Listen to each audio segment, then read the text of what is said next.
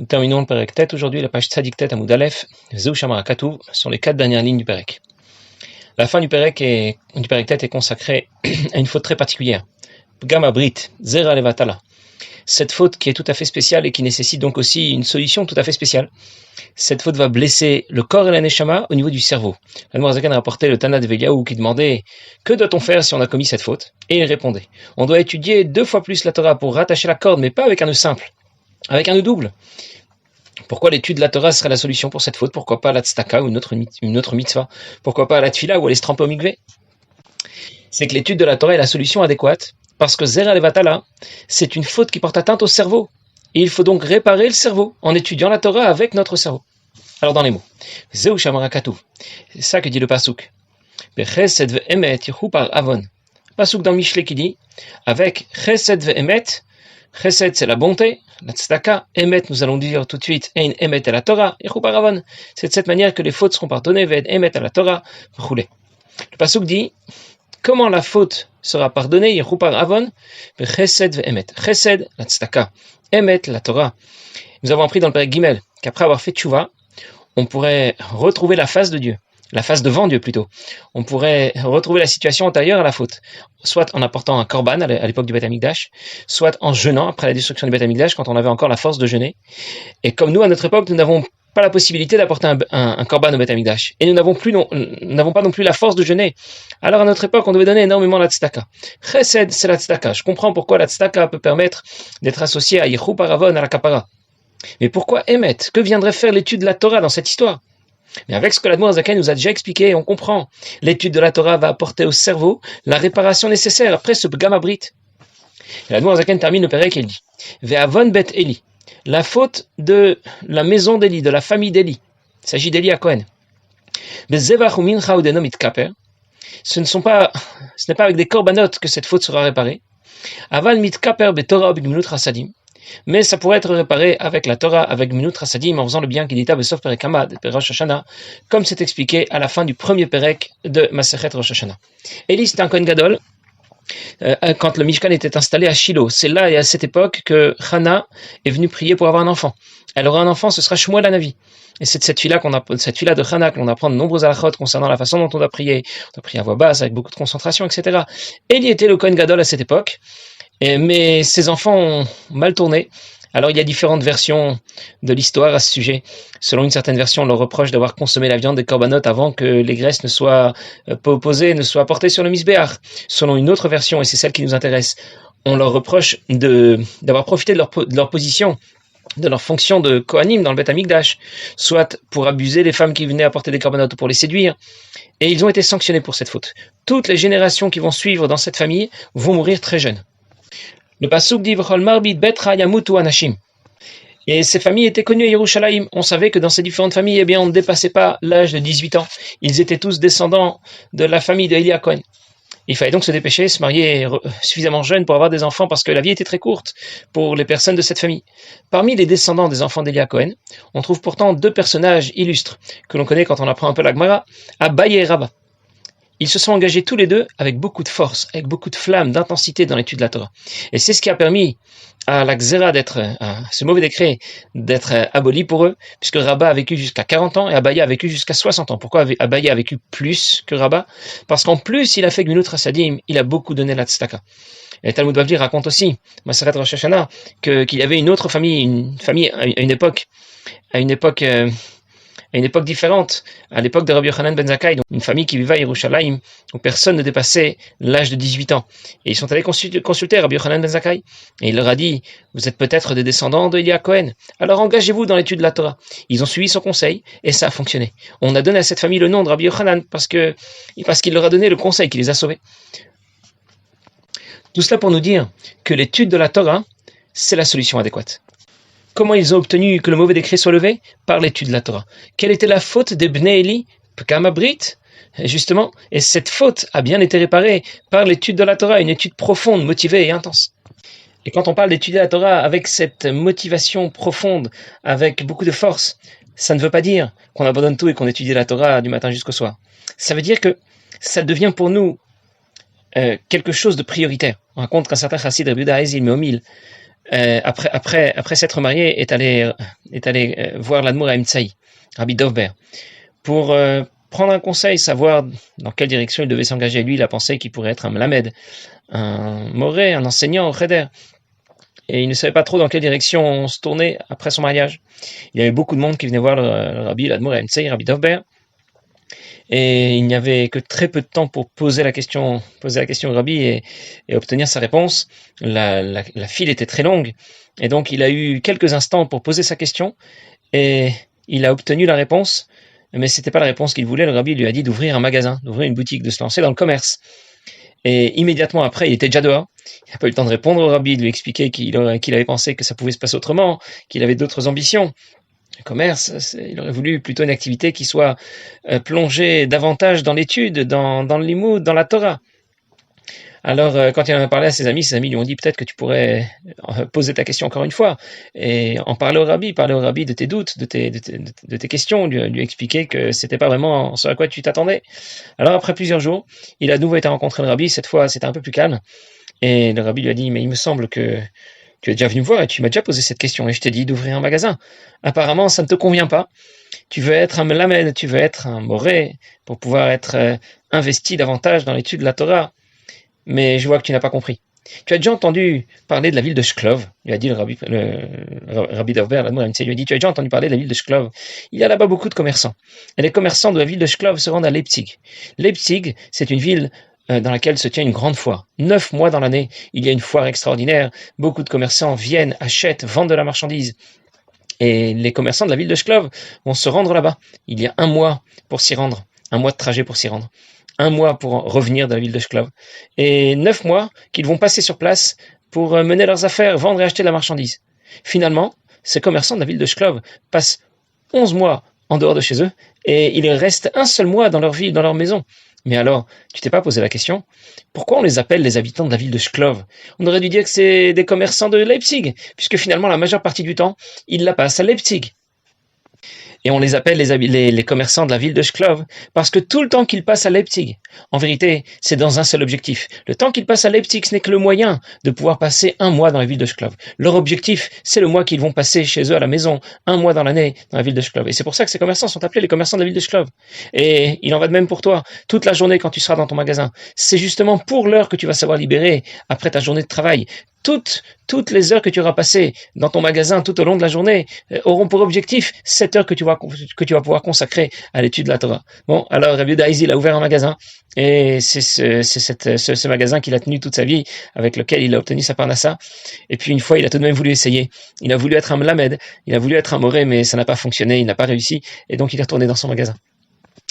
C'est juste pour nous dire que lorsqu'on parle d'étudier la Torah avec cette force, avec cette intensité, avec tellement de motivation, ça ne veut pas seulement dire étudier 16 heures la Torah par jour. Ça veut dire où est mon cœur et où est ma tête. Dans quelle direction je me dirige quand je suis en train d'étudier la Torah. Qu'est-ce qui compte pour moi? On raconte aussi qu'il y avait 2 chassidim, Reb Moshe Alperovitz et Reb Leib Cohen, qui tous les deux travaillaient très difficilement dans une certaine usine. Ils avaient trouvé un emploi, mais leur travail était physiquement très difficile. Et le directeur qui a repéré ces 2 chassidim, qui étaient des gens qui avaient l'air de gens très raffinés, les tsura, et il a voulu leur donner un travail un peu moins pénible, et leur donner un travail de bureau, un travail un peu plus intellectuel, et puisqu'ils avaient certainement des moyens intellectuels suffisants pour faire un peu de comptabilité ou de secrétariat, et comme ça ils auraient moins de charges physiques dans leur travail, et en même temps leur salaire serait meilleur, et comme ça il a voulu alléger un petit peu leur charge.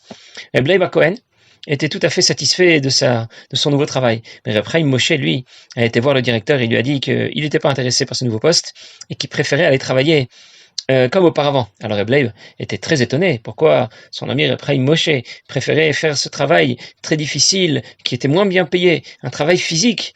Et Reb Moshe lui a expliqué, il lui a répondu. C'est vrai que le travail que nous faisons lorsque nous avions notre poste précédent, ce travail était très épuisant. Physiquement, c'était difficile. Mais d'un autre côté, il n'y avait que les mains qui étaient engagées dans ce travail. Et notre tête était libre. On pouvait penser à un pérec de Tanya ou un pérec de Mishnayot, le réciter par cœur. Par contre, dans ce nouveau poste, les mains sont libres, mais la tête est occupée. Il faut réfléchir, il faut écrire, il faut compter. Et en même temps qu'on travaille, on n'est pas en mesure de répéter un autre pérec de Tanya. Et après, Moshe lui a dit, toi, Reb Leib, tu as une bonne tête, tu es capable en même temps d'utiliser ta tête pour le travail qu'on t'a donné, dans le nouveau poste qu'on t'a donné, et en même temps penser à un Pérec de Tania ou un Pérec de Mishnayot. Moi, je suis pas capable de faire ça. C'est pour ça qu'il vaut mieux que je reprenne mon ancien poste. Ça veut dire que dans l'étude de la Torah dont nous parlons d'une étude de la Torah qui sera déterminée avec beaucoup de conviction, de motivation, mais pas nécessairement étudier la Torah de nombreuses heures. Ça peut être aussi, on peut obtenir le même résultat avec quelques heures d'études, mais quelques heures pendant lesquelles on sera complètement impliqué dans l'étude de la Torah qu'on est en train de faire. Et c'est de cette manière que le tikkun pourra se faire, que la réparation de cette faute pourra se faire. Et c'est vraiment extrêmement important de s'y attacher, de s'en occuper. On raconte qu'un des chassidim qui habitait pas très loin de Lubavitch, un jour est arrivé le Yortzeit, le jour de l'anniversaire du décès de sa mère, et pendant la nuit, il a appris les Mishnayot à la mémoire de sa mère, et pendant qu'il était en train d'étudier, il s'est assoupi, et il a entendu quelqu'un qui l'appelait à l'extérieur. Quand il est sorti, il a vu deux personnes qui étaient habillées tout en blanc. Deux personnes, il a compris qu'il s'agissait de deux personnes qui étaient déjà défuntes, et la première, il la connaissait, c'était sa mère, et la deuxième, il ne la connaissait pas. Alors sa mère lui a dit, je suis ta mère, et celle qui est à côté de moi, c'est ta grand-mère. Nous sommes venus te dire que au Beit Din Shel Mala, il y a de grandes accusations contre toi, et il a été décidé que tu devais mourir cette année. Alors on a tous essayé, toutes les personnes de la famille ont essayé de prendre ta défense et d'obtenir l'annulation de ce mauvais décret, mais nous n'avons pas réussi. Alors regarde de ton côté ce que tu peux faire. Et la grand-mère a rajouté, je ne pense qu'il n'y a qu'une seule solution pour lui. C'est d'aller voir Rabbi Dovber, l'Admour HaEmtsei Rabbi Dovber à Lubavitch. C'est quelqu'un qui est très considéré devant le Beit Din Shel Mala. Quand on mentionne seulement son nom devant le Beit Din Shel Mala en tremble. Alors je pense que c'est un bon conseil que tu ailles le voir. Et certainement, tout va se passer convenablement. Et elles ont toutes les deux disparu. Ce chassid raconte qu'il est rentré chez lui à la maison et il était en pleine panique et jusqu'au matin, il ne savait pas quoi faire. Alors, immédiatement, il est parti à Lubavitch. Il a rencontré Rabbi Dovber. Il lui a raconté toute cette terrible histoire. Le Rabbi l'a écouté et il lui a dit, n'aie pas peur, tu ne mourras pas.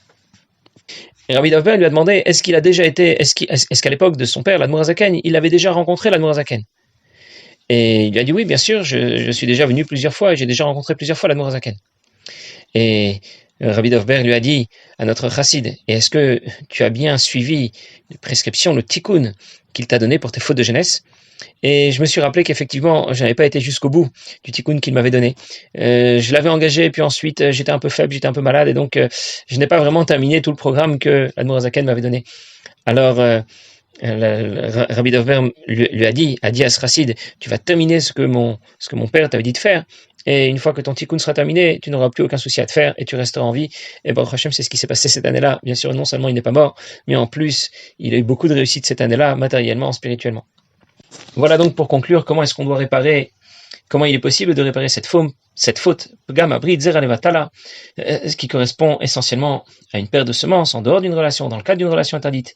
Mais il ne faut pas oublier que cette faute inclut aussi les fautes dérivées, les fautes connexes ou annexes, je ne sais pas comment il faut dire. Ça veut dire l'interdiction de toucher une femme tout simplement, de regarder, de la regarder, de l'entendre chanter, même si ça ne fait pas partie d'une relation interdite à proprement parler, ou une véritable paire de semences pour rien, mais ça fait partie de ce qui est accessoire, de ce qui est annexé à ce genre de faute. Et même si on ne peut pas lui associer la même gravité, malgré tout, en fonction de la position de chacun et du niveau de chacun, eh bien, ça peut être quelque chose qui deviendrait extrêmement grave. On raconte que Reb Choni Marozov, au début de son mariage, est allé voir dans un magasin de meubles quels meubles pouvaient convenir pour s'installer dans sa nouvelle maison. Et le vendeur lui a montré, au premier étage, les meubles classiques, en aggloméré, et ils ont voulu les acheter, ils ont passé la commande pour 500 roubles. Comme ils étaient déjà là, ils ont voulu aller voir ce qui se vendait aux étages supérieurs. Et à l'étage supérieur, il a vu plus ou moins les mêmes meubles, mais cette fois, ça valait 5000 roubles. Et ils n'ont pas compris pourquoi, ils ont demandé au vendeur qui était là pourquoi ça valait extrêmement cher. Et le vendeur leur a dit avec un sourire moqueur, comme pour dire qu'il n'y connaissait rien, vous ne comprenez pas, là c'est du merisier, là c'est du bois qui vient d'Asie, en bas ce que vous avez trouvé c'est de l'aggloméré, donc ça n'a strictement rien à voir. Et il leur a dit, mais si vous êtes intéressés, vous pourrez trouver plus ou moins les mêmes produits dans la salle à côté où il y a des promotions. Ils ont vu qu'effectivement, de très beaux meubles avec du bois, de merisier, de tout ce qu'on veut, et c'était moitié prix. Alors ils ont demandé au vendeur, mais pourquoi là ces meubles coûtent la moitié des autres qui sont exposés? Ici vous regardez bien, il y a ici des petites rayures. Elles ne se voient peut-être même pas à l'œil nu, elles sont très petites, mais dans la mesure où ces meubles sont des meubles de grande valeur, alors une moindre petite rayure et ça fait chuter la valeur du meuble de moitié. Alors, il a dit à sa femme, viens, on va descendre en bas. Il a demandé en bas, au premier étage, est-ce qu'il y avait la même chose? Est-ce qu'il y avait aussi une promotion? Au lieu de payer ses meubles à 250, à 500, à 500 roubles, il pourrait peut-être les payer à 250. Quelques rayures, ça le dérangeait pas. Et le vendeur lui a dit, non, vous avez pas compris. Les meubles qui sont les plus chers, les meubles de valeur, une toute petite rayure, ça leur fait perdre la moitié de leur valeur. Mais les meubles qui sont en bas, c'est déjà des meubles qui sont bon marché, des meubles qui ne valent pas grand chose. Alors même s'ils sont un peu rayés, ça ne fera pas beaucoup perdre de leur valeur. Pour cette raison qu'on doit savoir considérer pas seulement les fautes les plus graves, Zera, Levatala, Gam, Brit, mais toutes les fautes qui sont annexées à ce genre de fautes, qui dérivent de ce genre de fautes, et savoir qu'en fonction du niveau que nous avons déjà, de notre connaissance de la Torah, de notre connaissance du problème, puisque nous l'apprenons dans Egeret HaTshuva, eh bien sûr, ça n'aura pas exactement les mêmes conséquences pour quelqu'un qui est déjà informé, qui est déjà initié, et quelqu'un qui ne le serait pas. Comme on raconte un jour que Reb Nachum, qui était un choser du Rabbi de Tzemar Tzedek, est venu lui raconter qu'un certain médecin avait commis une faute très grave. Et le Rabbi lui a dit, le fait que toi, tu ne fasses pas particulièrement attention à Netiat Yadayim, comme il faut, à ton niveau, eh bien, c'est encore plus grave que cette faute qu'on rapporte au sujet de ce médecin dont tout le monde parle. Voilà, c'est dire que le niveau d'exigence avec nous est beaucoup plus haut. Plus nous avançons dans Torah et Mitzvot, et plus le niveau d'exigence sera important. Et donc, nous devons considérer la valeur de chaque faute et nous engager à la réparer, et spécialement lorsqu'il s'agit de ce genre de faute, à étudier la Torah avec beaucoup de motivation, beaucoup d'intensité et une grande flamme. Passez une bonne journée.